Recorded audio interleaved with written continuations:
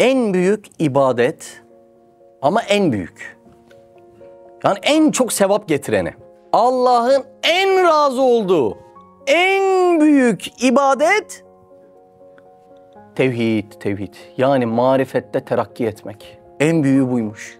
İbadetin en büyüğü buymuş.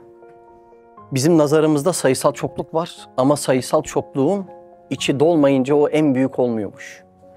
En büyük ibadet tevhid, en büyük ibadet marifette yani Allah Azze ve Celle'yi tanımakta terakki etmek. İbni Abbas diyor ki, beni çok şaşırtan bir cümle, takvadan maksat tevhiddir diyor. Görüyor musunuz lafı? Bambaşka bir yere oturtmuş değil mi takvayı? Takvadan maksat tevhiddir diyor. Allah Allah. Şimdi Allah'ı tanıma, tevhidle marifet deyince çok farklı şeyler düşünmeyin. Bunlar çok taban tabana aynı şeyler. Allah'ı tanıma meselesi o kadar büyük bir ibadet ki onu tanımak için bir insan bir ibadetini ayırsa bir yıllık ibadetin üstüne çıkmış bu. Efendimiz Aleyhisselatü Vesselam hadiste öyle diyor değil mi? Tefekkürü saatin hayrun min ibadeti senetin. 1 saat tefekkür. Yani 1 saat Rabbim sen nasıl bir Allah'sın? Beni neden gönderdin? Özelliklerin nelerdir? İsimlerin nelerdir? Esmaların, sıfatların nelerdir diye. 1 saat düşünsen, 1 yılda yan bir odaya geçip nafile ibadet yapsan, 1 yıl aralıksız namaz kılsan, 1 yıl aralıksız oruç tutsan, o 1 saatlik tefekkür bunun üstünde. Tevhidin nasıl bir ibadet olduğunu anlıyorsunuz değil mi? Marifetullah'ın, Allah'ı tanımanın ne kadar büyük bir yapısı olduğunu anlıyorsunuz değil mi? Allah Azze ve Celle'yi tanımak için bizde oluşan kabiliyet sistemine iman deniyor. İman, Allah'ı tanımadaki bir kabiliyet sistemidir. İmanı kabiliyet kelimesiyle yan yana kullanırsanız çok güzel şeyleri anlayacağınızı düşünüyorum. İman bir kabiliyet çeşididir. Bunun en büyük şekli de tahkik şeklinde detaylandırılarak imanın bütün parçalarını tek tek analiz ede araştıra yerli yerine koyarak edilen iman şeklidir. Şimdi ne yazık ki belki videoyu biri izlediğinde ben tahkiki iman diyeceğim, taklidi iman diyeceğim. Onlar ne? Yani daha buralarda sınıfta kalıyoruz. Bir zahmet onu da sen araştır. Daha buralarda sınıfta kalıyoruz bir de bunun üst seviyesine çıkmamız icap ediyor. Yani biz bunun için yaratıldık. İmanımızı tahkiki noktaya getirmek için yaratıldık biz. Bunun için de imanın her bir parçasını tek tek analiz ede çalışa bir insan inşa etmek zorundadır. Anadan atadan devralır gibi, arsa devralır gibi, atadan öteden arsa devralır gibi alınan imana ise buyurun taklidi iman deniyor. Şurası çok enteresandır. Bence dikkat edilmesi gereken mesele burasıdır. Bazı ehli sünnet alimleri taklitte kalanı imandan saymamışlar. Bu ne demek biliyor musunuz? Yani orası isabet ettiği anda taklitte kalmış. Ya biz inanıyoruz zaten yani ne var ki daha fazla Kur'an'ı kurcala, yok hadisleri araştır, yok sünnete bak ne demek. Ya ne gerek var bunlara kardeşim biz inanıyoruz zaten dediğinde o taklitte kalan yapıyı bazı ehl-i sünnet imamları demişler ki bu taklit iman değildir demişler. Yani kabirde gözünü açtığında taklit halde ya zaten var dedik var işte canım inanıyoruz. Ya bu ne oluyor biliyor musun yani? Allahu alem Hristiyan bir ülkede doğdum. Ya zaten odur işte onu öğrettiler. Filanca bir yerde doğdun. Budur yani öğret. Bir kabilede doğdun. Budur canım öğretilen budur. Doğru da budur dedin. Yani ne için yaratıldım? Bu semaya bu güneşi kim dikti? Benim sürekli bu tırnaklarımı uzatan, saçımı uzatan ama kaşımı uzatmayan güç kudret nedir? Kimin elindedir? Kimdir bu zat?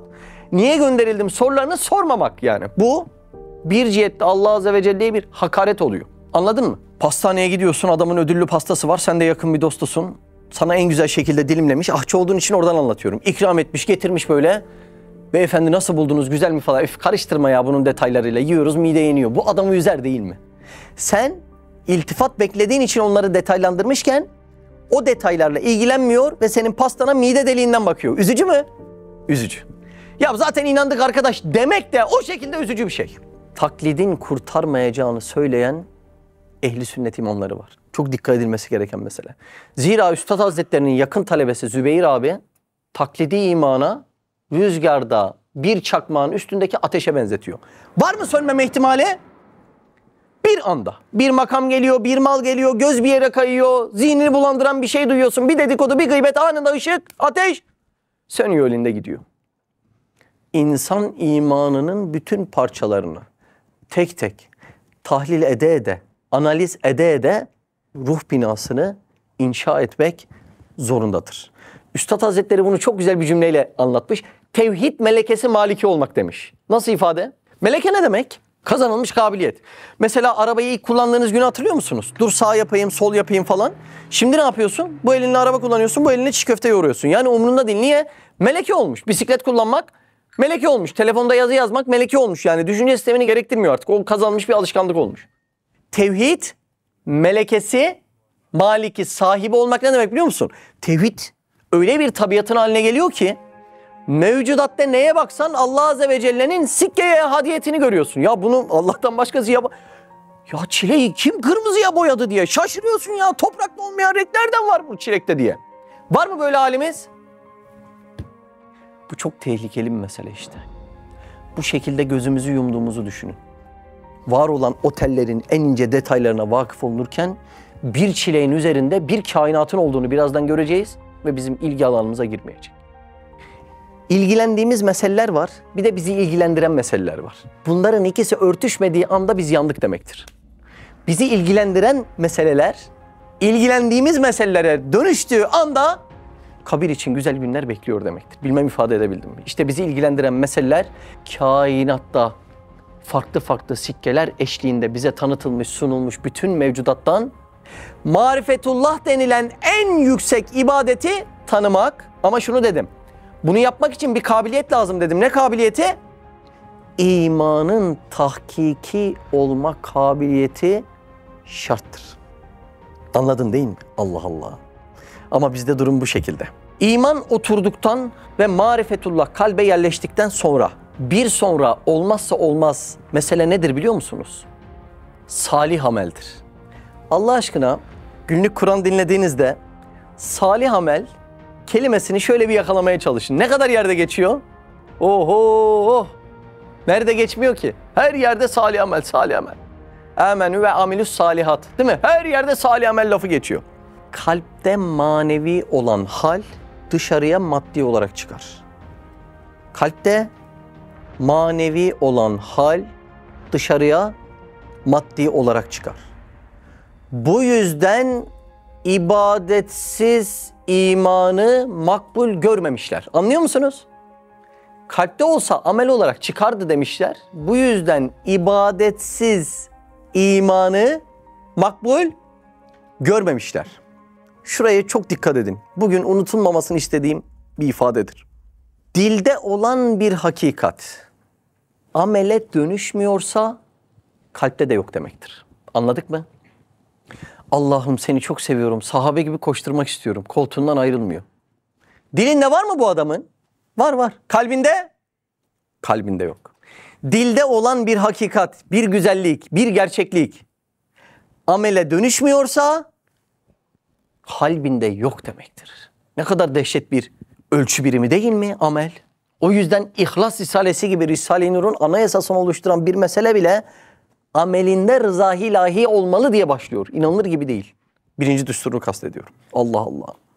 Ama biz bu meseleyi zaten inandık diye geçiştiriyoruz değil mi? Ya inandık, bu detayları ne anlatıyorsun, ne gerek var? Öyle değil, gerçekten öyle değil. İnandığın dine delil getirmen lazım ve bunu önce kendini ikna etmek için yapmak lazım. Gerçekten insan ikna olduğu ölçüde ahiret ticaretine giriyor. Sadece dilinde kaldığında asıl feda etmesi gereken kabiliyet ve özelliklerini kimse kullanmıyor. Niye? Kabir onda meçhul. Öleceği zaman nereye gideceğimiz, ne yapacağımız hiçbiri belli değil. Şekillenmemiş, detaylanmamış. İşaret-ül İcaz'da Üstad Hazretlerine birisi soruyor, diyor ki cennet nimetlerinin şekli dünyadakiyle aynı mı? Aynı. Adı aynı mı? Aynı. Tadı hiçbir alakası yok. Her ısırdığında bambaşka bir lezzet. Diyorlar ki Üstad Hazretlerine bu nimetleri kopardıktan sonra yenisinin gelmesini dünyadaki gibi beklememe gerek var mı? Gerek yok, anında çıkacak, ora kudret diyarı diyor. Nasıl tefekkür etmiş değil mi? En ince detaylara kadar nasıl tasavvur etmiş? İşte bizim zihnimizde kabir ve ahiret böyle olmadığından dolayı maalesef o ölçüde fedakarlık yapılacak ameller de ortaya çıkmıyor. Ya bizim zaten imanımız var ya. Bu konulara ne gerek var diyor. Elhamdülillah Müslümanız diyor. Bir de elini kalbine koyuyor. Kalp oradan dökülmesin diye. Ya böyle hani atom zekalı adam derler ya, atom zekalı. Atom zekalı bir arkadaşla, yani çok yüksek zekalı bir arkadaşla geçen muhabbet ettik. Namaza bizle başlamış, hayatı uçurumdan bizim videolarla dönmüş, bizim derslerle dönmüş. Yani adamın hayatının dönüm noktası yurt dışında yaşıyor. Böyle çok yüksek dozda gerçekten zeka gerektiren işler yapıyor. Öyle atom zekalı birisi. Yani dönüm noktası burası olmuş ve bizim anlattığımız mesele hep hakaiki imaniye, değil mi? Bizim alanımız bu. Yani biz fakih değiliz. Fıkıh bizim esas alanımız değil mi? Orada çok ehil hocalarımız var ama bizim alanımız hakaiki imaniye. Yani o kadar video izliyorsun, meseleyi sizle gördüm diyorsun, sizle değişti, hayatımın dönüm noktası diyorsun ve denk geldiğin adama ilmihalden soru soruyorsun. Şimdi ilmihal kıymetsiz mi? Hayır, değil. Ama en büyüğü tevhid diye. Ben onu anlatıyorum zaten. Asıl senin ihtiyacın olan burası değil mi? Bak hayatında bazı çarpıklıklar var, bazı eksiklikler var. Demek ki problemin nerede? Tevhidde, imanda, marifette. Denk geldiğin adama nereden soruyorsun? İlmihalden soru soruyorsun. Bakın beyler. İlim iki çeşittir. Birincisini bir kez bilsen yeterli. Namazın vakti. Yeter mi bir kez bilsem? Abdest nasıl alınır? Bir kez bilsem yeter mi? Her gün tekrar etmeye bunu gerek var mı? Gerek yok. Birinci ilim, bir kez bilsen yeterli ilimdir. İlmihal buraya giriyor. İkinci ilim, marifetullah. Allah'ı tanımak. Allah Azze ve Celle sonsuz olduğundan onu tanımanın, yani tevhidin mertebeleri de sonsuzdur. Yani bu ilmin sınırı yoktur. Efendimiz Aleyhisselatü Vesselam dahi مَا عَرَفْنَاكَ حَقَّ مَعْرِفَتِكَ ya maruf. Seni hakkıyla bilemedim, eğilinmesi gereken diyor. Yani sınır sonsuz, ne yapsam tanırım? Hiç bunun bir karşılığı yok. Şimdi bizim yoğunlaşmamız gereken birinci kısım ilim midir? Bir kez bilinse yeterli olan. İkinci kısım ilim midir? Tevhid, yani marifetullah ilmi. Yani ben dışarıda bazı halleri gerçekten anlayamıyorum. O yüzden de bu fotoğraflar, hayranlıklar falan, bunlar yok yani. Bunlar yok. Bunlar işi ben mesuliyetimi üstümden atayım, bir fotoğraf çekilip evime gideyim. Bunlar bir ölçüden sonra saçmalığa götürüyor. Bunlar yok. Sahabeyi seven yaptığını yapmaya çalışmış. Üstad Hazretleri diyor ki kişi ciddi sevdiğine fıtraten benzeme kabil ise benzemeye çalışır diyor. Yani sevmenin gösterileri şovlar, yok fotoğraflar, şunlar bunlar, o ısrarlar, görüşmek lazım. Ya ne var görüşecek? Hepimiz paça yırtıp kurtarmaya çalışan adamlarız. Burada bizim yapmamız gereken nasıl ahiret parasını kazanırım, nasıl ahiret sevaplarını kazanırım diye. Ya bu adam ahireti çözmüş. Yani ben de onun yolundan gideyim demek lazım. Bunlar bir yerden sonra artık saçma hayranlıklara dönüşüyor ya. Bunlar yok yani. Bizim işimizde bunlar yok. O yüzden de ne oluyor? Adam anlatılanın da belki derinine inemiyor. O kadar zeki insanlar ve sorması gereken soruları maalesef soramıyorlar. Ondan sonra da maalesef çok güzel fırsatlar belki elden gidiyor. Dersimiz 33 pencere. 33 farklı pencereden Allah Azze ve Celle'yi tanıma. Yani bir marifetullah, bir tevhid dersi olduğundan dolayı bu girişi yaptım. 33 pencerenin bugün 28. penceresindeyiz. Dersi anlamak bir tık farklı olacak. Ama anladıktan sonra bugünkü dersten aldığınız lezzeti hiçbir dersten almamış olacaksınız. Derse ufak ufak başlayalım. Ben dersin içerisinde ana konu nedir? Oradan vermek istiyorum. Var mı problem? Buyurun başlayalım. Bismihi Subhanehu. 33. söz, 28. pencere. Pencereyi anladınız mı? Pencereden bakıp görülür, değil mi? Bir insan o pencerelerden marifetullah dediğimiz Allah'ı tanıma meselelerine bakmazsa ruhu insan boğuluyor, sıkılıyor. Senin ruhunun gıda karşılığı bir pastanede yok. Bir atari salonunda yok. Bir kumarhanede yok. Bir AVM'de yok. Bir gömlekçide ruhunun gıda karşılığı buraların hiçbirisinde yok. Senin ruhunun gıda karşılığı yer yer evinin içinde bile yok. Adam evinin içinde cinnet geçiriyor, öyle değil mi? Senin ruhunun gıda karşılığı bu pencereleri açıp Allah'ı tanımanın ilminde saklı. Bak, bir midenin peşinde koşa koşa geçen ömürler var mı? Var. Yumruk kadar mide. Yumruk kadar. Ben bunu yemem lazım buraya. Şu zevki almam lazım böyle. Ya ben bazı videolar denk geliyorum. Yiyiş şekli böyle atıyor. Ya diyorum bu yiyiş şekli bir insanın yiyiş şekli de değil. Yani anlamıyor, ne yediğini bile anlamıyor. İçeride nefsi biliyorsunuz, hani misal aleminde köpek, hakaret amaçlı söylemiyorum. Nefis köpek gibi. Tekrar edeyim, hakaret amaçlı söylemiyorum. İçimizdeki özellikleri öyle yani. Aynı onun gibi böyle yapış tabağa ye. Kim verdi, nereden gönderdi, nasıl gönderdi, hiç bunlarla ilgilenme. Yumruk kadar midenin peşinde onu yiyeyim bunu yiyeyim diye ömür geçirenler var. Neden? Nedeni önemli. Çünkü insan lezzete müptela. Çünkü insan lezzete müptela. O zaman insan lezzet almak zorunda mı? Evet, zorunda. Ruhun doyduğu ulvi lezzetleri bulamazsan bu sufli lezzetlere mecbur düşeceksin. Onu yedim. Buraya da gezdim. Öyle değil mi? Bazı yaşı ilerlemiş insanlar var. Vücudu ispat için neyden başlıyor? Ben bu arabalara da bindim zamanında. Tat almadım falan. Oralardan başlıyor. Zaten alamayacağın Kur'an'da yazıyordu. Konu orası değil yani. O ulvi lezzet bulunamayınca sufli lezzetlerin insan peşine düşmek zorunda mı? Mecbur. Çünkü insan lezzete müptela. Sonra ne oluyor biliyor musun? Yıllar geçmiş. Saçlar beyazlamış. Beller bükülmüş. Gözler görmez olmuş. Dişler çiğnemez olmuş. Gözünü bir açmışsın, kabir hayatı, sonsuzluğa gidiyorsun. Koskoca ömrü mide deliğinden bakıp bitirmişsin. Bu ders o ders işte. Marifetullah dersinin ne olduğunu girişle birlikte biraz daha oturtabildiniz mi? Girişi o yüzden yaptım. En büyük ibadet bu. En büyük. Ve onun bir de mecbur yanını anlattım. Neydi mecbur yanı? İnsan lezzete müptela. Mecbur lezzet alacaksın.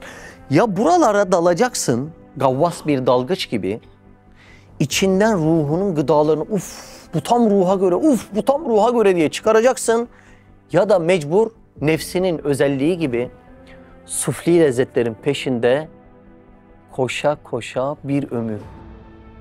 Bir ömür şu et daha lezzetli demekle geçtiğini düşünsene Murat. Bak mesleğin kasap. Ama orada bile varlık delillerini okumak zorundasın. Bir ömür aman etin burası daha güzel. Ya orasını yesen ne? Burasını yesen ne ya? Ney yani? Ney? Dilinden çektikten 3 saniye sonra lezzeti gidiyor. Ney ya? Ney? Bir koca ömre mide deliğinden baktığını düşün. Koca ömür sonsuza dönecek ya. Sonsuza. Subhanallah. İnanılır gibi değil. Buyurun devam edelim. وَمِنْ آيَاتِهِ خَلْقُ السَّمَاوَاتِ وَالْأَرْضِ وَاخْتِلَافُ أَلْسِنَتِكُمْ وَأَلْوَانِكُمْ اِنَّ فِي ذَٰلِكَ لَآيَاتٍ لِلْعَالَمِينَ. Göklerin ve yerin yaratılışı ile. Nereden başladı konuya? Sema ve arzdan. Konuya başladığı yeri unutmayacağız. Çünkü başladığı yerle bir sonra konuyu getirdiği yeri beyin hemen bağlayamıyor. Göklerin ve yerin yaratılışı ile dillerinizin ve renklerinizin farklılığı da onun ayetlerindendir. Konu nereye çıktı? Farklılığa çıktı. Bak, semanın ve arzın yaratılışıyla başladı ayet. Nereye döndürdü ayeti? Siz farklısınız. Öyle mi? Renginiz farklı. Dilleriniz farklı. İlim sahipleri için elbette bunda deliller vardır. Dilimiz farklı. Rengimiz farklı. Memleketimiz farklı. Yani dünya hep farklılıklardan oluşuyor. İnanılır gibi değil. Bir gün eve bir internetçi geldi. İnternet bağlamaya. Ben de dedim ya bir muhabbete gireyim. Sonra bir şey ikram edeyim. Belki konu namaza gider. Dedim kardeşim nerelisin dedim. Döndü dedi ki ben öyle şeylere inanmıyorum dedi. Nasıl yani, leylek mi getirdi? Hayır, ayet diyor yani farklı, yani bir yerde olman gerekiyor. Yani felsefenin bu çeşidiyle ilk kez karşılaştım ya. Gerçekten bazı bohem felsefeler çok şey değil mi? Ya biz Anadolu insanıyız yani. Nereden geldin, ne yersin değil mi? Anadolu insanı buradan muhabbete başlar, sevdiğini öğrenir, buzdolabından getirir önüne yağar yani. Allah Allah, inanmıyorum dedi. Tabii öyle olunca konu murad ettiğim yere gidemedi yani. Şimdi farklılık var. Evimize gelen internetçi bunu inkar etse dahi farklıyız. Dillerimiz farklı, simalarımız farklı, renklerimiz farklı. Kur'an göze çok kolay örnek olsun diye buradan başlamış konuya. Buna lütfu irşat deniyor. Ne deniyor? Lütfu irşat. Yani gözünün en rahat gördüğü yerden Kur'an irşada başlamış. Anladınız mı? Ne deniyor buna? Lütfu irşat. Lütfi irşat noktalarının örneklerinden başlayalım. Şimdi farklı lügatları konuşacağız. Mesela renklerimiz farklı mı birbirimizden? Siyah var, sarı var, buğday tenli olanı var. Öyle değil mi? Renklerimiz farklı. Lisanlarımız farklı mı? Farklı. Türkçe var, İspanyolca var, Fransızca var. Değil mi? Ça va bien mon ami. Öyle mi? Kürtçe var, Serçavemin. Zazaca var, Prodo. Değil mi? Şimdi lisanlarımız farklı mı? Farklı. Ağızlarımız farklı mı? Farklı. Lehçeler farklı mı lehçeler? Bak farklılığın ne kadar detaya indiğine bak. Mesela İstanbul lehçesi diye bir şey var mı? Var. Lehçelerimiz farklı. Şiveler farklı mı? Farklı değil mi şiveler? Ses tonlarımız farklı mı? Farklı. Bu farklılıklar yani ihtilaflar aslında bir tevhid delili. Ne demek? Birazdan yavaş yavaş anlatacağım. Farklılık noktası tamam değil mi? Ayete geri dönüyorum. Ayet semavat ve arzın yaratılışından başladı mı? Başladı. Oradan konuyu nereye taşıdı? Farklılıklara taşıdı. Verilen mesaj şu. Semavat ve arzı yaratıp elinde tutamayan sizin simalarınızdaki farklılıkları veremez. İşte bugünün dersi bu. Nasıl mesela? Çok ilginç bir yere gitti değil mi konu? Semavat ve arzı yaratıp elinde tutamayan sizin simalarınızdaki farklılıkları da veremez. Yani 28. pencere suret penceresi. Ama çok ince bir nokta var. Burayı bir dinler misiniz? Risale-i Nur'da yaptığımız birçok derste kainattaki ittifakların, birlikte çalışmaların, birbirlerine cevap vermenin tevhid delili olduğunu söyledik. Doğru mu? Bugün kainattaki ihtilafların, farklılık ve ayrımların tevhid delili olduğunu söyleyeceğiz. Nasıl mesele? İnanılmaz mesele değil mi? Simaların her birisinin alameti farikası. Birbirinden farklı olması bir tevhid delilidir. Çünkü senin yüzünü kimseye vermemiş ve vermeyecek. Demek bu simayı yapan, bu farklılığı oluşturabilen, bütün diğer simaları yapan ve semayı arzı yaratan olmak zorundadır. Semayı ve arzı kudret elinde tutmayan ve bütün simaları vermeyen basit unsurlardan bu farklı simayı Yakub'a veremez. Ana konumuz anlaşıldı mı? Ama konunun semavat ve arza dayanma noktası çok enteresan. Doğru mu? Şunda bir bardak su var diyelim. İçinde çay var, su olarak düşünelim. Bir bardak su. İlk bakışta suyu tutan nedir desem bardaktır diyeceksiniz. Biraz daha derin baktığınızda burada bardağı aşan bir faaliyet var mı? Var. Bardağı çeken bir kuvvet var. Ve bardağı çeken kuvvet ile bütün arzı çeken kuvvet aynı kuvvet. Başta ne kadar basit baktık değil mi? Suyu tutan bardak var. Sonra baktım ki suyu çeken, bardağı çeken ve bütün arzı çeken bir kuvvet var. Bakın beyler. Bütün kainatı istila eden kuvvetin bir ucu bardağın içindeki suyu da çekmiş. Nasıl irtibat? Bardağın içindeki suyu kainattan bağımsız düşünemem. Bütün kainatı kuşatan kudretlerin ucu gelmiş, bardağımın içindeki suya temas etmiş. Şu simanın semavat ve arz ile ilişkisini şimdi biraz da anladınız mı? Bütün semavat ve arzı kuşatan kuvvetin ucu gelmiş, senin yüzüne tılsımlı bir dokunuş yapıp alameti farika oluşturmuş. Ayet nasıl? Anlaşılıyor mu? Acayip ayet değil mi? Bak bak çok enteresan. Başta cüz'i gördüğün bir faaliyet var. Suyu tutan bardak. Ucunu gördüğün faaliyet aslında bütün alemi kuşatmış. Senin üstündeki her kuvvet bütün kainatı istila eden kuvvetlerin ucudur. bütün kainatı istila etmeyen bir kuvvet, Cem'in simasını Hüseyin'in simasından farklı hale getiremez. Detaylandıracağız birazdan. Hala ana konu çatısı oluşsun diye uğraşıyorum. Bir iki örnek vereyim. Gravitasyon kuvvetini ele al. Güneş küreyi arzı çekerken beni de çekiyor, bardağı da çekiyor. Arzı döndürürken beni de döndürüyor, bardağı da döndürüyor. Farkında mısınız? Kainatı istila eden kuvvetlerin hepsinin ucu bana da dokunuyor, bardağa da dokunuyor. Ve dikkat edin, bir şey her şeyi çekmiyor. Her şey her şeyi çekiyor. Aralarındaki ilişki ağı kopmaz bir ilişki ağı. Tam tevhide gidiyor konu, fark ettin mi? Aralarındaki ilişki ağı nasıl? Kopmaz ya. Kainatı istila eden bir kuvvetin ucu çıkıyor, senin saçının ucuna da dokunuyor. Nasıl olay? Gravitasyon kuvvetiyle örneklendirdiğimiz ilişki ağı nasıl? Yani Allah Azze ve Celle burada manen diyor ki, sen herhangi bir şeyi, bir bardak suyu, saçlarını, evindeki çocuğunu, kainattaki ilişki ağından kopararak düşünemezsin. Haram diyor. Nasıl olay? Tevhidi anladınız mı? Marifetullah'ı anladınız mı? Allah Allah. Çıldırtıcı bir olay ya. Şimdi bunun iyice derinine ineceğiz gitgide. Buyurun Ömer. Şu kainata bakıyoruz. Görüyoruz ki hüceyrat-ı bedenden tut, Bedendeki hücreden, evet, ta mecmu aleme bütün aleme kadar şamil bir hikmet ve tanzim var. olayı anlıyor musunuz? Birazdan hücreden güneşe geçiş yapacak. En son ana konu nereye bağlayacak? Sima. Hücreden güneşe kadar geçiş yapacak.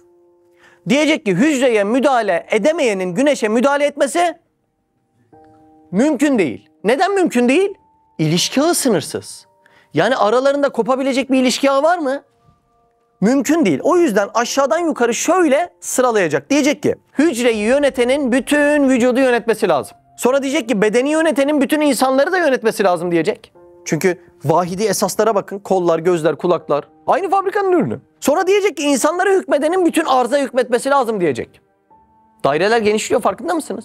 Sonra diyecek ki arza hükmedenin bütün güneş sistemine hükmetmesi lazım diyecek. O güneşe ve güneş sistemine hükmedenin bütün yıldızlara hükmetmesi lazım ki güneşi onlara lamba diye takabilsin. Bu salon benim olmasa şu ışığı buraya koydururlar mı adama?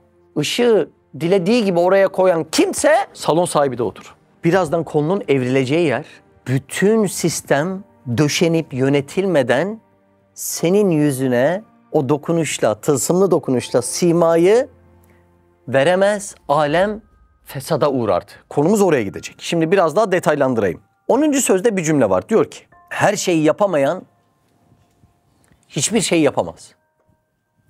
Ve bir tek şeyi halk eden her şeyi halk edebilir. Nasıl cümle? Allah Allah, inanılmaz bir cümle ya. Neden böyle diyor biliyor musunuz? Çünkü bir nizam var. Her şey silsile şeklinde. Az önce o silsileyi gördünüz mü? Hücreden insan bedenine gitti. Oradan bütün insanlığa gitti.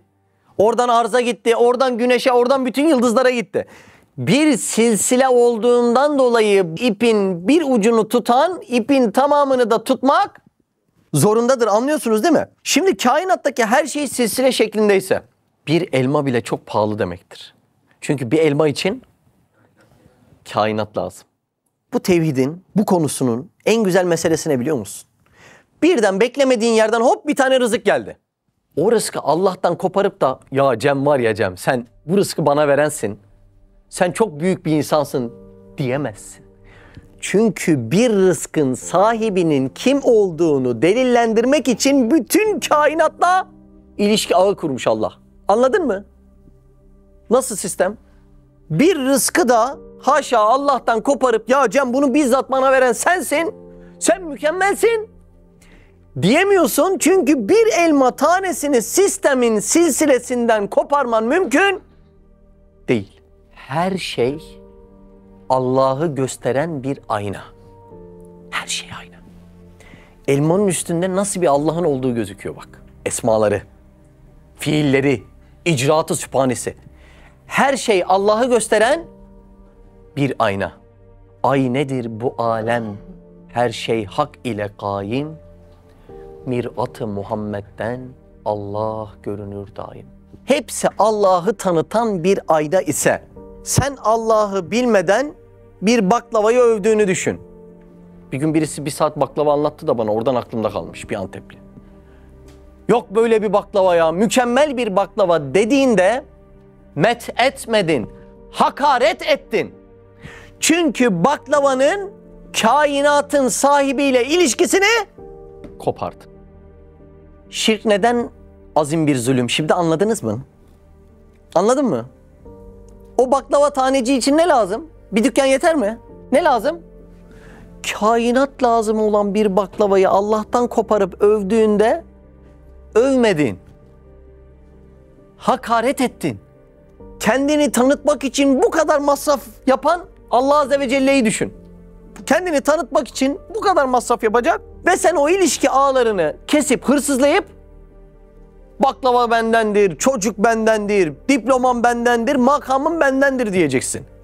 Şirk neden büyük bir zulüm? Şimdi biraz daha kafa yerleşiyor mu? Kopmaz bir ilişki ağı var ki bir damla üzüm ağzını tatlandırdığında üzümün sahibini unutamazsın. Çünkü üzümün ilişki ağını kainattan koparamazsın ya. Mevlana Hazretleri diyor ki, Allah aşkına cümleye dikkat edin. Allah'ı unutarak şeker yemek bile can çekişmektir diyor. Şimdi biz bu cümlelere yer yer romantik bakıyoruz. Tam hakkını vermiyoruz sanki. Onlar çok derin ilişki ağlarından bahsediyor değil mi? Cümleye bakar mısınız? Allah'ı unutarak şeker yemek bile can çekişmektir diyor. Nasıl edilmiş laflar bunlar? Şimdi elma elma dedik. Elmanın ilişki ağını bir birlikte konuşup konuda iyice derinleşelim.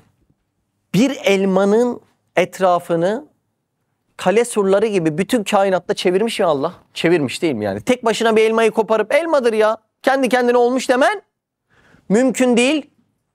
Bütün kainatı elmanın etrafında korusun diye surlar ile adeta çevirmiş. Yani elmadan arşa kadar uzanan daireler var mı?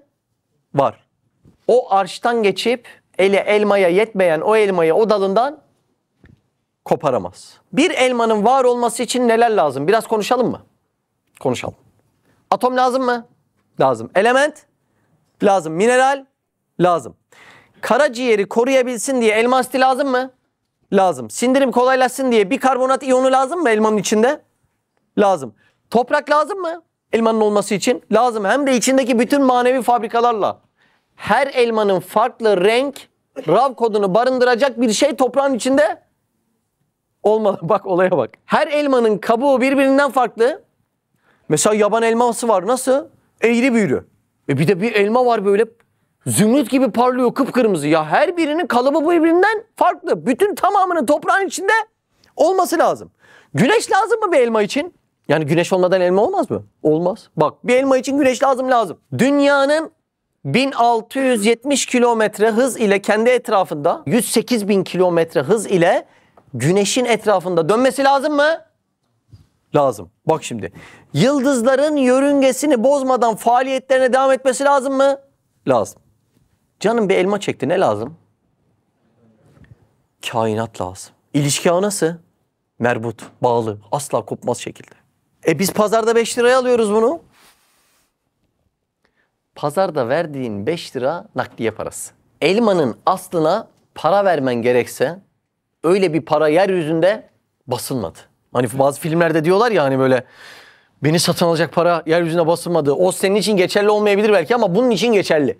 Elmayı satın alacak bir para yeryüzünde basılmadı. Şimdi insan içinden ne diyor? Ya basılsın basılmasın. Ben dünyada elmayı yiyorum her türlü değil mi? Yersin ama Allah hepimizi muhafaza etsin. Cehennemin dibinde yiyemezsin. Burada elmanın kıymetini anlayan ve bulanlar için cennette onun çok daha üstü var. Hem de nasıl üstü biliyor musun?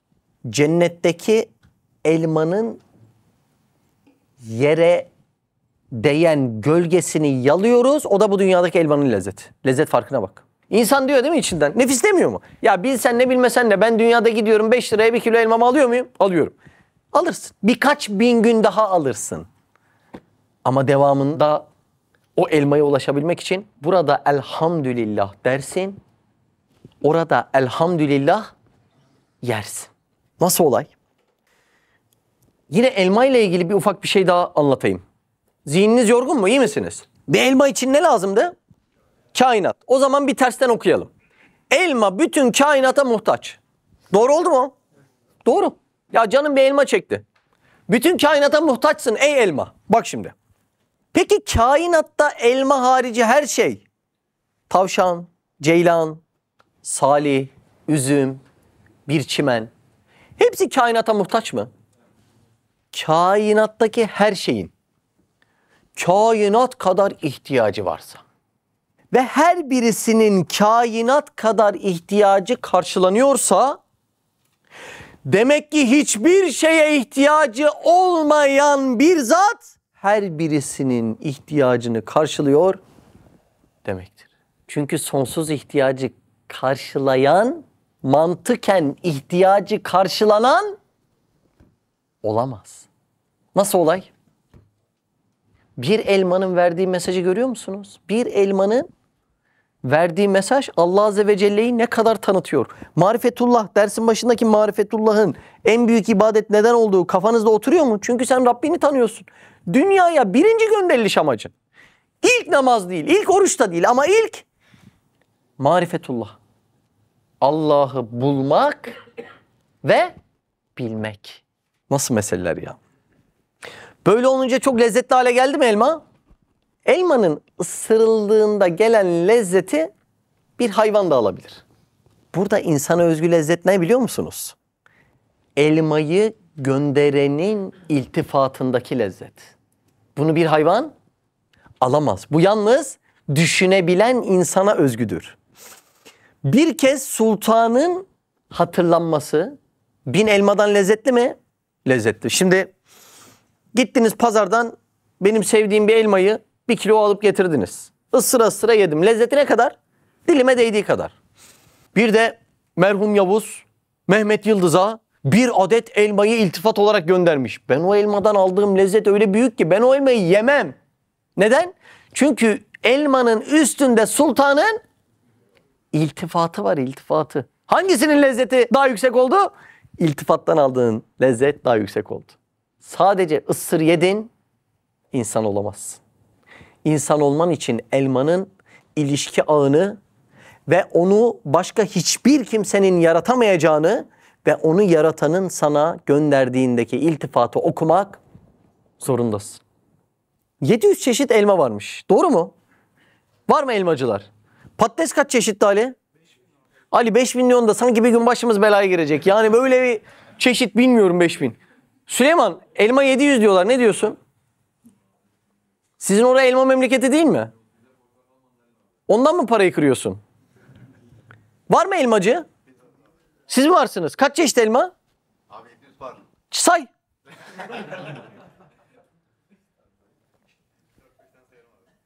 Ya Rab bir çeşit göndersen olmaz mıydı? Ya Rab göndermesen ne olacaktı? Neden 700? En ince zevklerimi düşünen bir Allah var. Bunu bu sever, bu çeşidini de bu sever. Öbür çeşidini de bu sever. Bu tadına bakmaz, bu da rengini sever. Şu kainatta benim bu ince zevklerimi karşılayabilecek bir Allah'ın kulu yok. O yüzden insan bir yere gittiğinde, bir yemek yediğinde, bir gömlek aldığında olmuş mu, tadı güzel mi, gittiğim otelin bilmem ne iyi mi diye hep bir tedirginlik taşır. Neden? Senin en ince zevklerine kadar karşılaması mümkün değil. Elmadan bile en ince zevklerini bildiğini ispat ve ilan ediyor Allah. Bu ne demek biliyor musun? Aklını başından alacak, kusursuzlukta bir cenneti sadece verebilecek Allah'tır. Sadece. Nereden belli? En ince zevklerimi biliyor. En ince zevklerimin detaylarını biliyor ve karşılıyor. 700 çeşit elmadan anladığımız mesaj. Olaya bu pencereden baktığında elma, ekmek bunların kendi kutsal değil. Yoksa o ekmeği bir güvercin de yiyor. Kutsal olmaz ki öyle. Onun üzerindeki iltifatlar kutsal. Biz şekilciliğe alıştığımızdan bir kalıba koyuyoruz. Sil gitsin ondan sonra kalan hikayeyi. Olmuyor. Hikaye bu değil. Olmuyor yani. Buyurun devam edelim. Şimdi hücreye bakacağız. O ilişki ağını anlamak için buyurun. Hüceyrat-ı bedene bakıyoruz. Görüyoruz ki mesalihi bedeni Yani bedene faydalı işleri gören ve idare eden birisinin emriyle, kanunuyla o küçücük hücrelerde ehemmiyetli bir tedbir var. Nasıl tedbirler var acaba ya?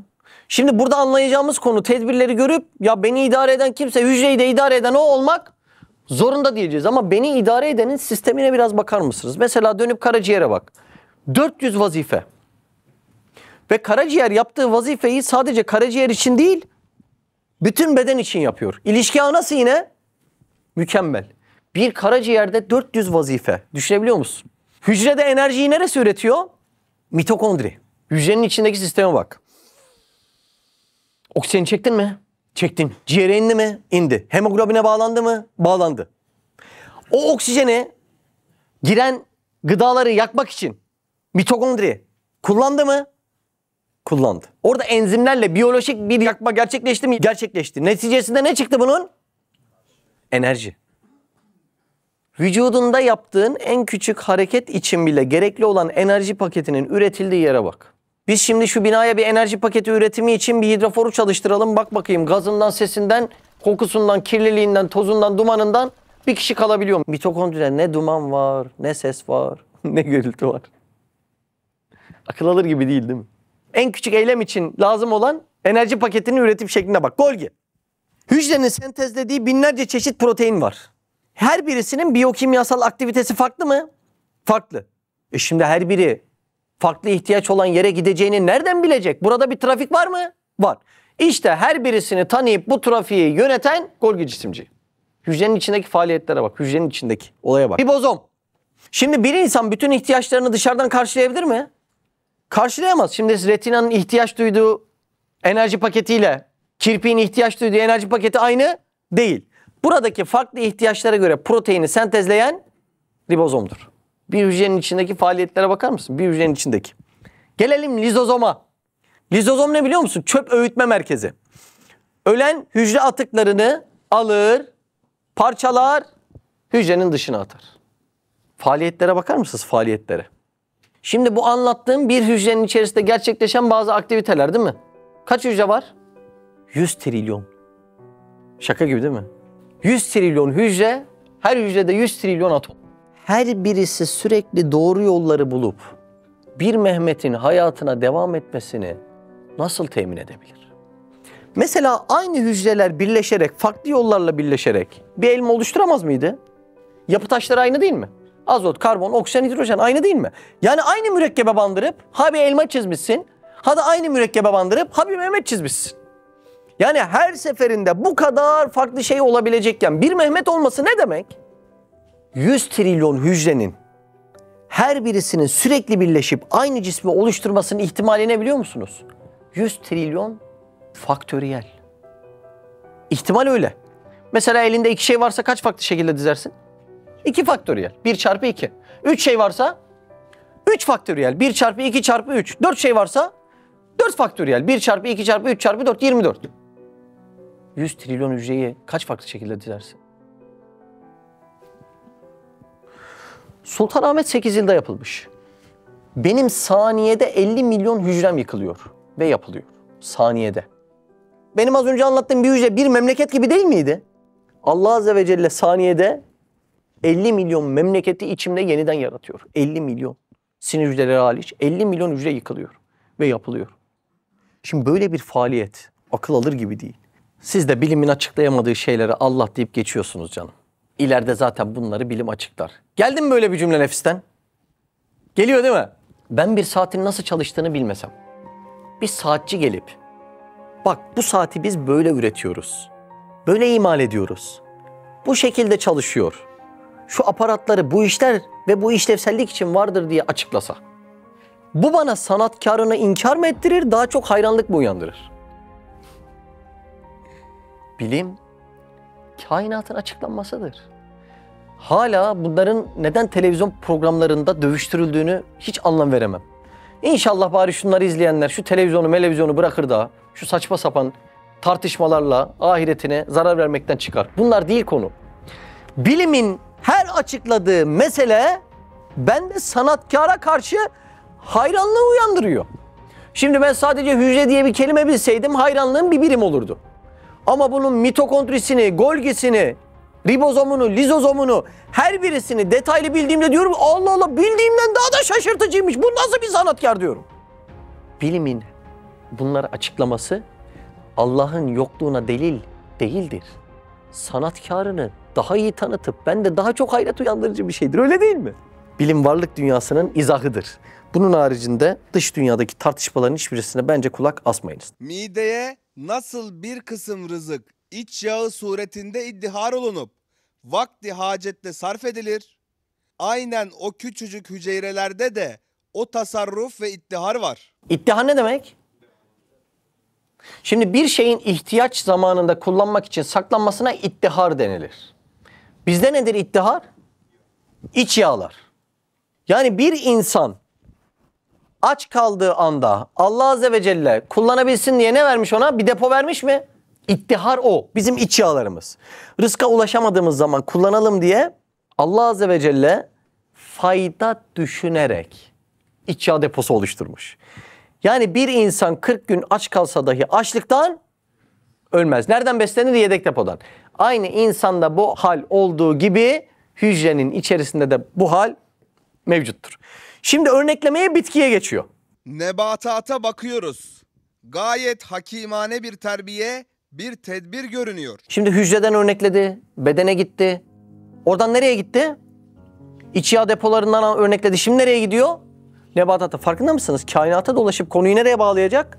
Simaya. Şu an neredeyiz? Bitkideyiz. Mesela şu yaprağın yaptığı nedir? Bir bakalım. Güneşten enerjiyi alır mı? Alır. Topraktan ne alır? Suyu alır. Havadan ne alır? Karbondioksiti alır. Bunu neye çevirir? Şekere çevirir. Güneş enerjisini kimyasal enerjiye çevirmek. Şu yaprağın yaptığına şu an milyar dolarlar harcanıyor değil mi? Değil mi? Güneş enerjisini kimyasal enerjiye çevirmek. GES diye bir sistem çıktı. Öyle değil mi? Güneş enerjisini bizim elektrik enerjisini çevirme sistemi. Nasıl şu an dünya bununla çalkalanıyor. Nereye gitsek bu iş yapılıyor yani. Halbuki bunu koparıp çıt çıt diye çıtlattığın, sonra çöpe attığın bir yaprak yapıyor.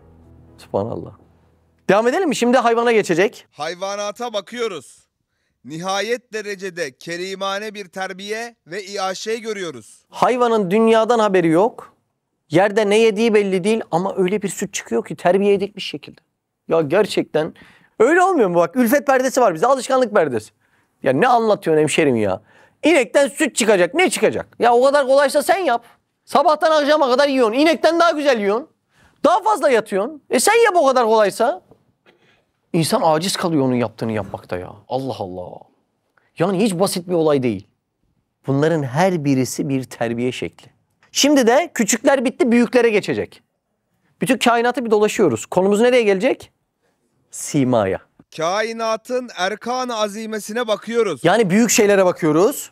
Mühim gayeler için haşmetkârane bir tedbir Yani döndürme ve tenvir görüyoruz. aydınlatma görüyoruz. Nasıl kainattaki faaliyetler? Akıl alır gibi değil ya. Ve sürekli büyüyerek devam ediyor bu faaliyetler. Farkında mısınız? Yakıtları bitmeden genişleyerek, büyüyerek devam ediyorlar. Bilinen yani gözlemlenebilen evren 93 milyar ışık yılı çapında. Işık yılı. Işık hızının saniyede 300 bin kilometre olduğunu da hesaplayabilir misiniz? Çapa bakın, evrenin çapına. 93 milyar ışık yılı çapında. İçinde 2 trilyon galaksi var. O galaksilerin biri ne? Samanyolu. Ve içinde 400 milyar yıldız var. Akıl alır gibi değil mi? 2 trilyon galaksi. Kümeler yani. Evren 13.8 milyar yıl önce Big Bang ile genişlemeye başlıyor. Büyük patlama oluyor. Sonra evren ne olmaya başlıyor? Genişlemeye. Bu genişlemeyi bilim cihetinde keşfeden kimdir? Amerikalı astronom Edwin Hubble. Teleskobun adı da o ya. Kullandığı dev teleskopla yıldızların ve galaksilerin birbirinden uzaklaştığını keşfeder. Bu ne anlama geliyor? Evrenin sürekli genişlediği anlama geliyor. Mesela bir balon al, üstüne noktalar koy. Daha sonra da balonu şişirmeye başlayalım. Balon şişip büyüdükçe noktalar birbirinden uzaklaşır. O mantığı yakalamış. Anladınız değil mi? Evrendeki cisimler birbirinden uzaklaşıyorsa demek ki evren balon gibi şişiyor. Yani genişliyor demiş. Daha sonra Hubble denklemi var. O denklemi üzerinde sistemi ölçüyor. Genişleme hızını ölçüyor. Evrenin genişleme hızını geriye çeviriyor. Geriye çeviriyor, bir bakıyor ki atomdan daha küçük bir şey çıkıyor. Yani bilimin bundan daha küçük bir şey yoktur dediği Planck sınırından dahi daha küçük bir yere evriliyor. Anladın mı olayı? Tersine denklemi kullandığında. Bu ne demek biliyor musunuz? Big Bang'i anlatıyor. Sıfır hacim, sonsuz yoğunluktan yaratılıp, yani yoktan yaratılıp balon gibi genişleyen bir evren. Bu gerçek 20. yüzyılda keşfedilen bir gerçek. Lakin 14 asır evvel okuma yazma bilmeyen, kurban olduğum birinin elinden gelen bir kitap ile bu hakikat aktarılmış mı bize? Aktarılıyor. Zariyat 47. Subhanallah, şuna bakar mısınız? Biz göğü kudretimizle bina ettik ve şüphesiz biz onu genişletiyoruz. 20. yüzyılda makalelere giren bir konu, Allah alem 1929'larda makalelere giren bir konu 14 yüzyıl önce bir ayette ne kadar da anlaşılır bir şekilde izah edilmiş değil mi?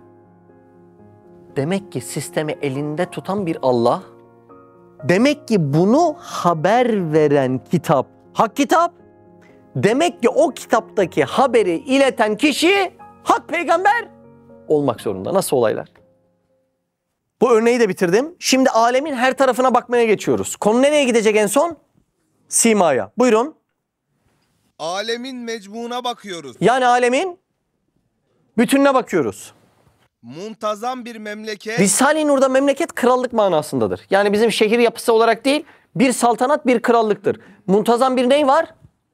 Krallık. Çünkü şehir deyince idare aklına gelmiyor ama saltanat, krallık deyince idare aklına geliyor. Evet. Bir şehir, bir saray hükmünde âli hikmetler, gali gayeler için mükemmel bir tanzimat görüyoruz. Gördük mü az önce o tanzimatı? Hücreden yıldızlara kadar. Evet. 32. sözün 1. mevkıfında izah ve ispat edildiği üzere bir zerreden tut ta yıldızlara kadar zerre miktar şirke yer bırakmıyor. Bak şimdi yıldızdan zerrelere kadar. Odama bir tane lamba almıştım. Manyetik kuvvetle lamba havada duruyor. Yani şu tabanı şöyle havada duruyor lamba manyetik kuvvetle. Şu ahşabına dokunuyorsun, ışığı yanıyor. Dokunuyorsun, sönüyor. Odama giren herkes böyle o nasıl havada duruyor? Elini böyle yapıyor falan. Diyor kesin ip vardır diyor, cebinden kart çıkartıyor böyle bir şey. La ampul dediğin hafif bir şey. Bunu havada tutmakta ne var, değil mi? 85 milyar ton ağırlığında ay sürekli dünyanın etrafında havada uydu diye geziyor. Bir gün biri demiyor ki ya işte şaşıracak mesele buradadır diye. O elmayla o ayın öyle bir alakası var ki. Çünkü ilişki ağı asla kopmaz seviyelerde. Ayı indiren ancak elmayı yapan olabilir. Ayı döndüren ancak elmayı yapan olabilir. Ay ile oynayamayanın gücü elmaya yetemez. Buyurun. Öyle birbirlerine manen münasebetardırlardır ki. Şimdi olayı anladınız mı? Hücreler, yıldızlar bu arasındaki münasebeti kurmamızı istiyor. Ayette öyle başladı ya. Önce semavat arzı anlattı, sonra farklılıkları anlattı. Konu oraya gidecek. Şimdi o anlattığımız örnekler var ya diyor. Geldi mi aklınıza? Hücreleri konuştuk, mitokondriyi konuştuk, yıldızlar, ayı konuştuk. Bunların arasında öyle bir münasebet var ki bu kudretin tamamını elinde tutmayan birisi dönüp de senin simana bu farklılığı veremeze getirecek. Lütfen dikkat edelim çünkü dersin en önemli parçası burası. Bütün yıldızları musahhar etmeyen ve elinde tutmayan bir zerreye rububiyetini dinlettiremez. Bir zerreye hakiki Rab olmak için bütün yıldızlara sahip olmak lazım gelir. Tarlanın sahibi kimse meyvenin sahibi odur. Zerrenin sahibi kimse yıldızın sahibi odur. Bak şimdi simaya giriyor. Dersin en önemli konusu. Devam. Hem 32. sözün 2. mevkıfında izah ve ispat edildiği üzere semavatın halk ve tesviyesine muktedir olmayan Bak. beşerin simasındaki teşahhusu yapamaz. Bak. Konu nereye geldi? Evet.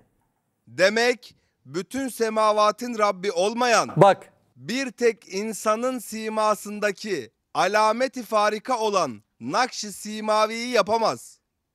Musavvir ismi var ya, Musavvir ismi. Öyle derin bir isim ki, Musavvir, şekil verme, suret verme. Senin simandaki alameti farika için ne lazım biliyor musun? Kainat lazım ya. Bak şimdi nasıl lazımmış. Bir insanı başkalarından ayıran özellik, yani buna teşahhus deniyor. Yani şahsiyetindeki kimlik farklılığı.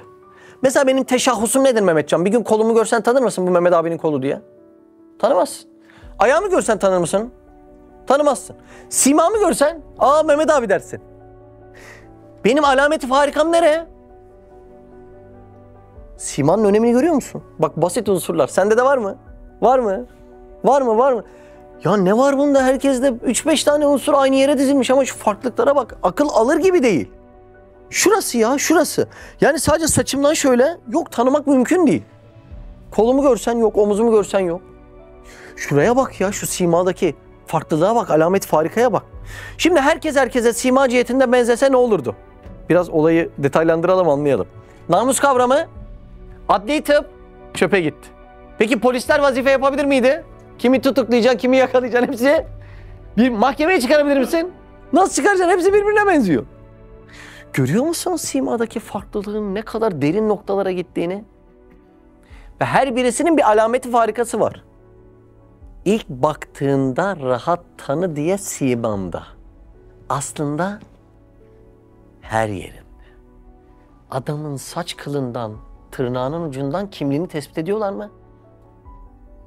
Retinada ne diyorlar mı? Filanca giriş yaptı şirkete. Acbüzzenep'ten, Acbüzzenep. Hani o haşirde de kullanılacak olan bahsedilen kuyruk sokumundaki küçük yer var ya, kemik.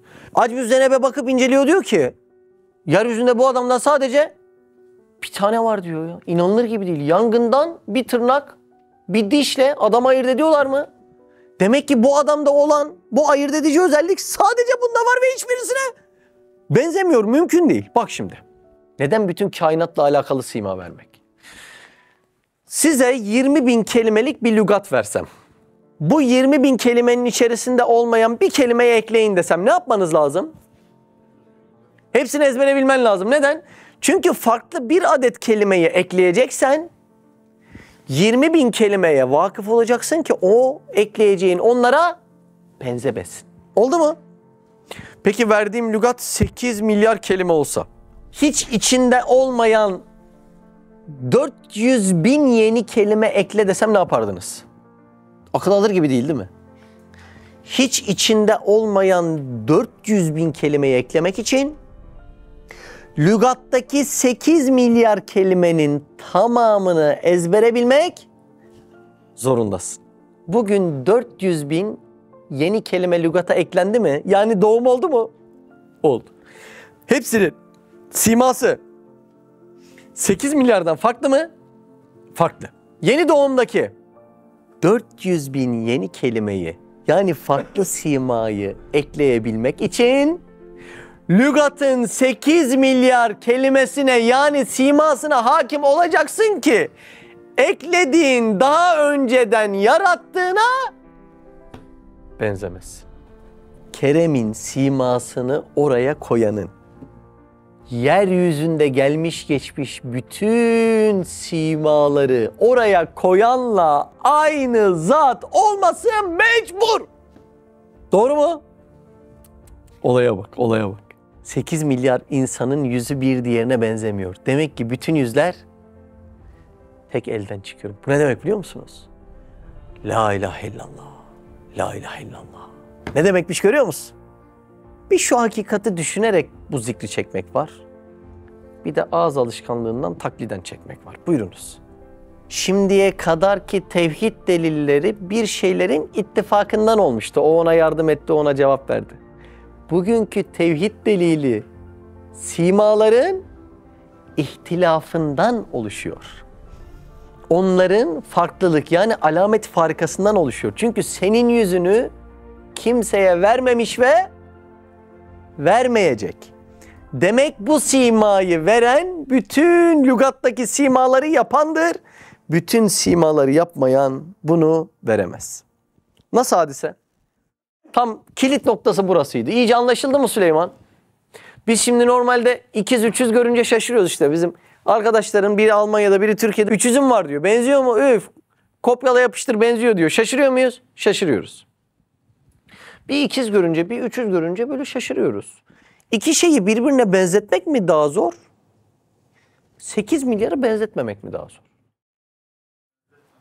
Asıl hangisine şaşırmamız gerekiyor? Çok iyi bir ressam çağırsak. Muhammed. Fransa nerede Muhammed? Bizim ressam kimdi? Salvador Dali. Salvador Dali'yi çağırıp bir kağıt bir kalem verip farklı çöp adam çiz desek kaçıncıda tıkanır? Deneseniz evde. Kaç farklı çöp adam ve yüz sima çizebileceksiniz? 3, 4'ten 5'ten sonra bir bakacaksın her biri birbirine benziyor bunların değil mi? 8 milyar sima anlığı kastediyorum ha. Yeryüzündeki insan sayısına daha geçmedik. 8 milyar sima bunların içerisinde terhis alanlar var, vefat edenler var ve günlük 400 bin yenisi geliyor ve o simalar birbirine karışmıyor. Çok basit değil mi Allah'ın varlığı? Ya çok basit değil mi? Ya çok ayan beyan gözükmüyor mu yani? Bir de bu sima damla sudan üretiliyor. Damla su ya. Damla sudan yani. Gerçekten yani Allah Allah. Ayan beyan değil mi yani? Akıllara zarar ya. Çok enteresan. İnsan yüzünde kullanılan malzemeler basittir. 2 göz var, bir burun var, bir ağız var, 2 kulak var. Ya duygular? Simada farklılığı verdiği gibi duygularda da farklılığı veriyor. Zira insanın asıl kemalatı surette değil, sirette saklı. Yüzümüz benzemediği gibi endişelerimiz de benzemiyor. Korkularımız benzemiyor, mutluluğumuz benzemiyor, muhabbetimiz benzemiyor, anlayışımız benzemiyor. Benzese ne olurdu Mahmut? Mesela Mahmut korkularımız benzese ne olurdu? Mesela askerde komutanla asker aynı korkuyu duyuyor. Kim kime nasıl iş yaptıracak? Değil mi? Karmaşa olur. Evde herkes aynı korkuyu duyuyor. Baba nasıl direkt olacak? Olamaz. Mecbur her gün eve gül götürecek. Öyle değil mi? Bak şimdi.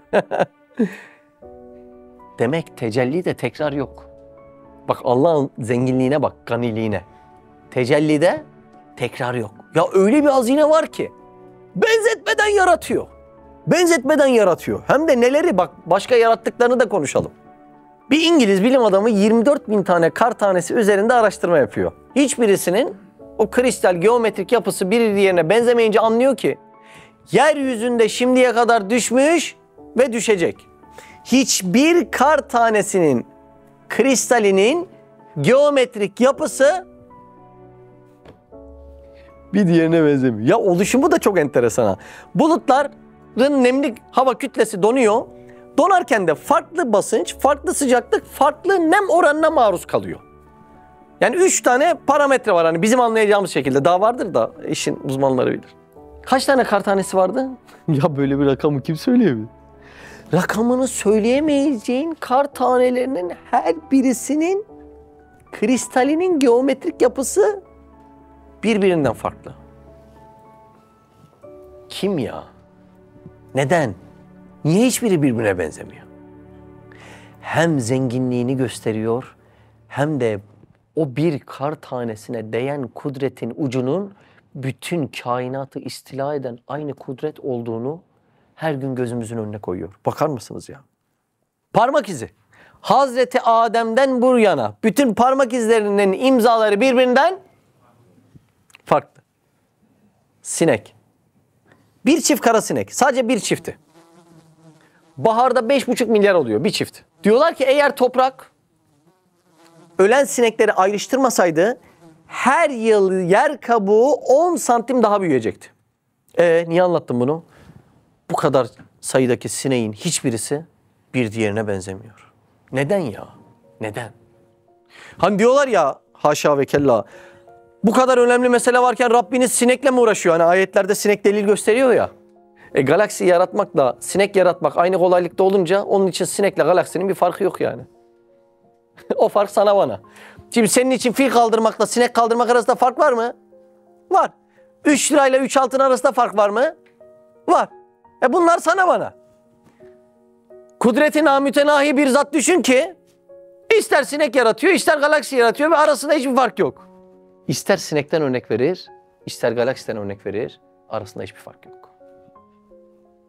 Allah Allah. Ne olay ya, ne olaylar. Şimdi bu lügatları konuştuk, sinek konuştuk, parmak izi konuştuk, bitki konuştuk. Şimdi desem ki böyle 1 milyon farklı tür var. Ve hiçbirisinin içindeki fert bir diğerine benzemiyor. Kuş lügatı var, balık lügatı var, çiçek lügatı var, meyve lügatı var, bitki lügatı. Sayalım mı? Sayamazsın. Ya bu ne demek yani? Bu nasıl bir kudreti gösteriyor bize? Nasıl bir kudreti gösteriyor ya? Şimdi kainattaki bu çeşitlilik insanları zaten çok şaşırtıyor. Hiçbiri bir diğerine benzemiyor. Bir de yaratılışın simasının güzelliği insanları çok şaşırtmış ve güzelliğin matematiğini aramaya başlamışlar. Ya bu güzelliğin bir denklemi mi var? Özellikle de ölçek ne olmuş biliyor musunuz güzellik ölçeği? Buyurun. İnsan olmuş. Yunan filozof ve matematikçi Pisagor M.Ö. 480-410 her şeyin ölçeği insandır diyor ve bedeni mükemmelliğin simgesi olarak görüyor.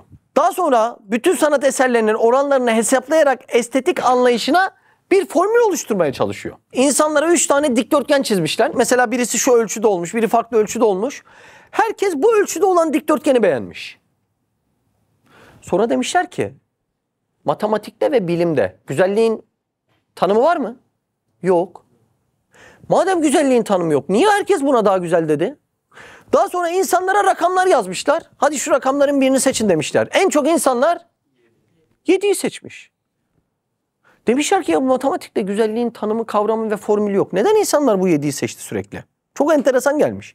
Daha sonra bu altın oran meselesi keşfediliyor. Özet olarak söyleyeyim aklınızda kalsın diye. Bir doğru düşünün. Doğrunun tamamı bölü büyük parça eşittir büyük parça bölü küçük parça. Bunun neticesinde fi diye bir sayı çıkıyor. Bu da matematiksel oranın mükemmelliği. Yani o estetiği oluşturan altın oranı insanda çağrıştırıyor. Daha sonra bakıyorlar ki göze en hoş gelen şeyler hep altın oranlı. Şimdi şunu şu kenarı da alıp şöyle koysanız bir doğru olur ya. O doğrunun şu kırıldığı yer tam altın oran yeri. Az önce yaptım yani. Doğrunun tamamı bölü büyük parça eşittir büyük parça bölü küçük parça eşittir fi. İşte güzelliğin matematiği bu demişler. Bütün gözlerine güzel gelen şeylere bakıyorlar. Özellikle Osmanlı ve Selçuklu mimarisi. Detaylarında çok incelemiş, çok bulmuşlar. Her birisinde altın oran denilen aslında ilahi oran olan bir matematik tecelli etmiş. İnanılır gibi değil. Parmağımızda da öyle. Parmağımızın şu boğum yerine bakın altın oran. Yüzün birçok yerlerini merkez alıp baktığınızda altın oran. Bunların her birisi güzelliğin, estetiğin sırrını onlara veriyor. Yani hem bütün suretleri farklı yaratacaksın hem de yarattığın suretlerin güzelliğinin bir formülü olacak. Hem de bilimde güzellik diye bir şeyin karşılığı yok. Matematikte hiç güzellik diye bir şeyin karşılığı yok ama formülü var. Ne kadar çıldırtıcı, enteresan bir hadise. Ve bu da ilahi oranı olacak. İnanılmaz bir mesele. Ve o oranın en ince hesaplamaları insanın simasında yapılacak. Yeryüzünde bütün güzelliğin temel ölçüde olarak da simayı alacaklar. Sizin Karadenizlerin burnu altın oranmış Osman. Yani ben şaka yaptım. Yalayacaktım abi. Bu Allah hani Altı oranmış, 6. Yani altın oranın 6 katıymış sizin. Hamsi oran. Devam edelim mi? İşte kainat kadar büyük bir pencere ki onunla bakılsa Bismillahirrahmanirrahim. Allahu haliku kulli şeyin ve huve ala kulli şeyin vekil. Lehu megalidus semavati vel ard. Allah her şeyin yaratıcısıdır. O her şey üzerinde hakkıyla görüp gözeticidir. Göklerin ve yerin tedbir ve tasarrufu ona aittir. Zümer suresi. Ayetleri büyük harflerle kainat sayfelerinde yazılı olduğu akıl gözüyle de görülecek. Öyleyse görmeyenin ya aklı yok, ya kalbi yok veya insan suretinde bir hayvandır. Çok ağır değil mi? Şimdi şu dersin sonunu iyi dinlemeniz lazım. Burayı benim ders ince olduğundan tekrar bir vurgulamam lazım. İnsana şu simayı vermek, yeri göğü kuşatan bir faaliyetin bir ucudur. Yani senin simanı yazan kalem var ya, hücreyi de şekillendirmiş, güneşi de şekillendirmiş, ayı da şekillendirmiş, yıldızı da şekillendirmiş, meyveyi de şekillendirmiş, hayvanı da şekillendirmiş. Kainatı kuşatan o kudretin faaliyetinin bir ucu gelmiş, insanlığın simasını şekillendirmiş. Yani bütün kainata sözü ve hükmü geçmeyen birisi Mahir'in simasında hamle yapamaz. Burayı anlamak çok önemli. Dersin en önemli meselesi. Şimdi geldik bu hamle neden yapılmış? Sikke ne demek biliyor musunuz? Paranın üstündeki damgaya sikke denir. O damga parayı çağrıştırdığından dolayı da zamanında eski zamanlarda paraya da sikke demişler. Hani bu kaç sikke hemşerim falan o şekilde. Paranın üstündeki sikke padişahın saltanatını gösterir. Başkası basabilir mi?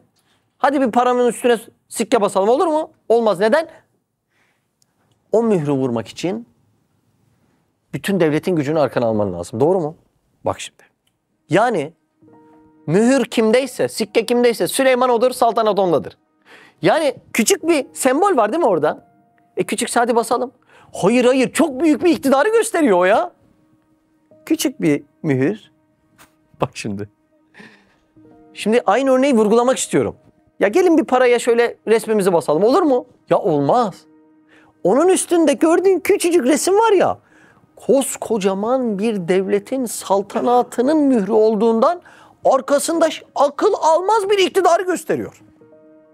O yüzden sikkeler taklit edilmez şekilde yapılır.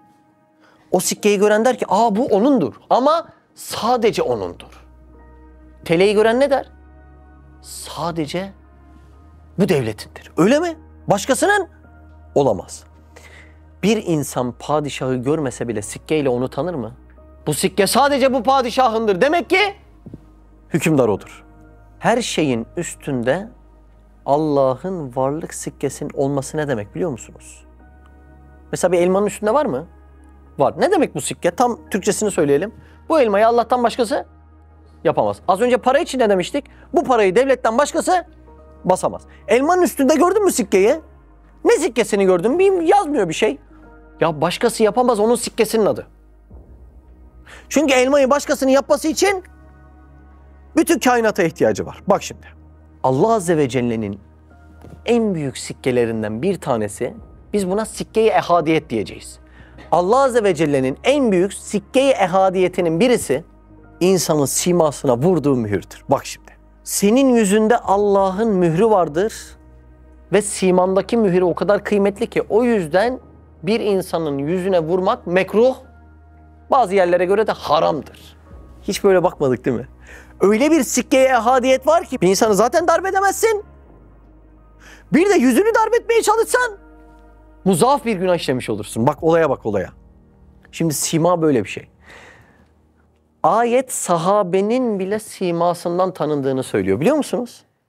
Biliyor musunuz? Hangi surede söylüyor? Fetih bak. Simahum fi vucuhihim min aseres sucud. Bak. Simahum onların simaları yani.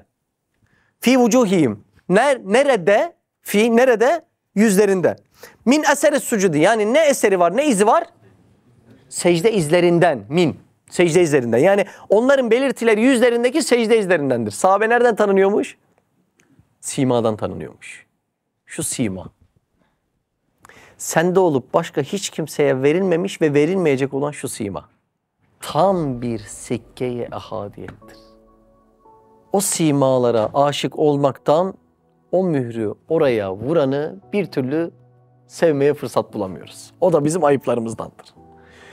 bir kalıba dökülmeden bu hale geliyor. Nasıl olay? Ve her yıl bir değişiklik oluyor mu? Oluyor. Yine de tanır mıyız birbirimizi bir yıl sonra görsek İhsan? Tanırız. Çok ilginç değil mi? İnsanın yaşlanması bile simasından belli oluyor ama hala tanınmaya devam ediyor. Ana hatları hiç bozulmuyor. Bir insanın bu dünyada kaç sene geçirdiği bile simasından belli olur mu? Olur. Ve hala aynı sima tanınmaya, yani sadece sana dün verdiği sima özel değil. Yarın verdiği sima da, öbür gün verdiği sima da, öbür gün verdiği sima da özel. Hele o simaya koyduğu göz var ya beyler, ruhun en çok tecelli ettiği yer göz. Biraz böyle gözlerden hal anlamayı bilirseniz, adamın heyecanını, sinirini, şüpheye düştüğünü, yalan söylediğini tamamını yansıtan en kuvvetli yer gözler. Gerçekten tam ruhun tecelli ettiği yer gözler. Aradan yıllar geçiyor, çocukluk arkadaşını görüyorsun. Simasını tanımıyorsun ama gözlerinden tanıyorsun. Beli bükülmüş ama gözler aynı. Simalara vurulan bu tevhid mührü. Ne için biliyor musun? Ömrümüzü, o simaları yaratanı tanıyalım diye. Bütün mühürler bizi gafletten uyandırmak, o simayı oraya koyanı tanıyabilmek için.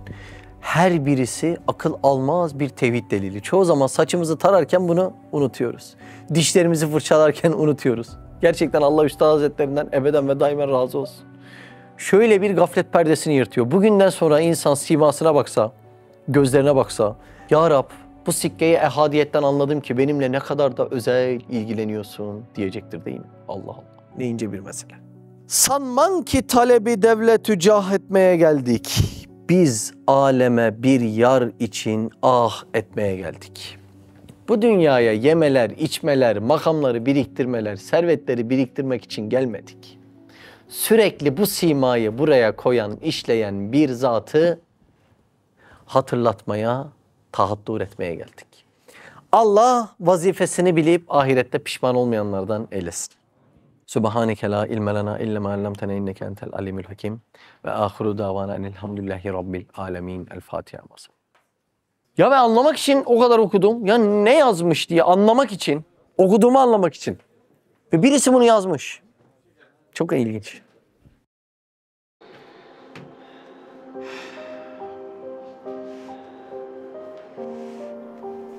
Olmazsa olmaz zannettiğiniz dükkanların içinde öleceksiniz. Bu işi bitirmezsem mahcup olurum zannettiğiniz atölyelerin içerisinde son nefesinizi verip gideceksiniz. Gençliğin de gidecek. Aldığın tatlar da gidecek. Heyecanın da gidecek. Tek tek gideceksin. Binanın taşları gibi her gün dökülüyorlar. İstesen de istemesen de. Allah aşkına o gün geldiğinde sizi, bizi ne kurtaracak? Bahtına düştüm ya Rab, bahtına düştüm ya Rab, bahtına düştüm ya Rab, bahtına düştüm ya Rab.